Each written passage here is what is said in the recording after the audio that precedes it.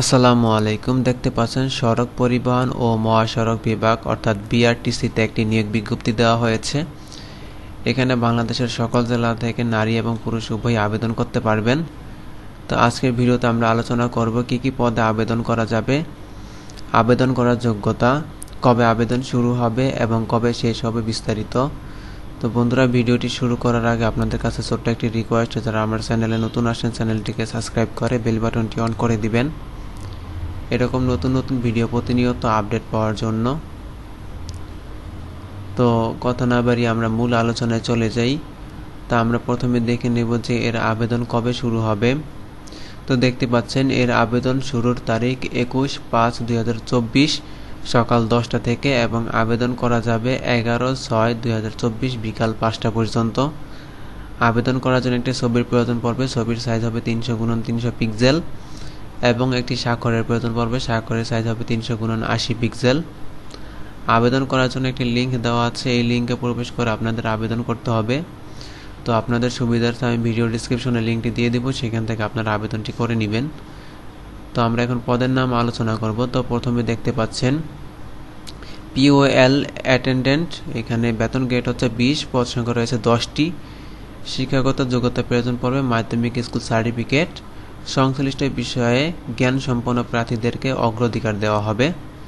এই পদে যে সকল জেলার প্রার্থীদের আবেদন করার প্রয়োজন নেই: ঢাকা, টাঙ্গাইল, গাজীপুর, নরসিংদী, খুলনা, রাঙ্গামাটি, রংপুর, নওগাঁ, সুনামগঞ্জ, নেত্রকোনা, নোয়াখালী, সাতক্ষীরা, বরিশাল, কুমিল্লা, গোপালগঞ্জ, জামালপুর, ময়মনসিংহ, চট্টগ্রাম ও বগুড়া জেলার প্রার্থীদের আবেদন করার প্রয়োজন নেই।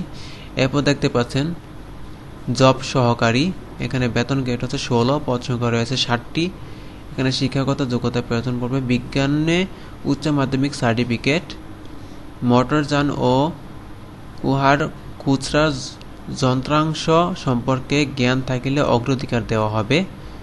এ পদে ঢাকা, গাজীপুর, টাঙ্গাইল, কিশোরগঞ্জ, জয়পুরহাট, যশোর, গাইবান্ধা, নেত্রকোনা, নীলফামারী, সিরাজগঞ্জ, কুমিল্লা ও চট্টগ্রাম জেলার প্রার্থীদের আবেদন করার প্রয়োজন নেই। এবার দেখতে পাচ্ছেন উচ্চমান সহকারী। বেতন গ্রেড হচ্ছে 14, পদ সংখ্যা রয়েছে 4টি। শিক্ষাগত যোগ্যতার প্রয়োজন পড়বে স্নাতক ডিগ্রি। উন্নয়নমূলক পরিকল্পনা এবং বাজেট প্রস্তুতি, নাথি প্রক্রিয়া ও রক্ষণাবেক্ষণের অভিজ্ঞতা সম্পন্নদের অগ্রাধিকার দেওয়া হবে। এই পদে ঢাকা, নারায়ণগঞ্জ, কিশোরগঞ্জ, গাজীপুর, মুন্সিগঞ্জ, মাদারীপুর, টাঙ্গাইল, পাবনা, নেত্রকোনা, বরিশাল, ভোলা ও নড়াইল জেলার প্রার্থীদের আবেদন করার প্রয়োজন নেই। এরপর দেখতে পাচ্ছেন হিসাব সহকারী, গ্রেড 1।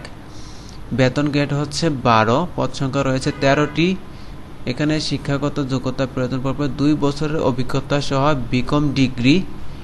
এই পদে সকল জেলার প্রার্থীগণই আবেদন করতে পারবেন। তো এই ছিল পদগুলো। তো আমরা এখন দেখব যে আবেদন করার জন্য কত টাকা জমা দিতে হবে এবং কিভাবে টাকাটি জমা দিতে হবে। তো দেখতে পাচ্ছেন পরীক্ষার ফি বাবদ ক্রমিক নং 1 থেকে 3 নং পদের জন্য 300 টাকা এবং ক্রমিক নং 4 এর জন্য 200 টাকা আবেদন করার 72 ঘন্টার মধ্যে জমা দিতে হবে।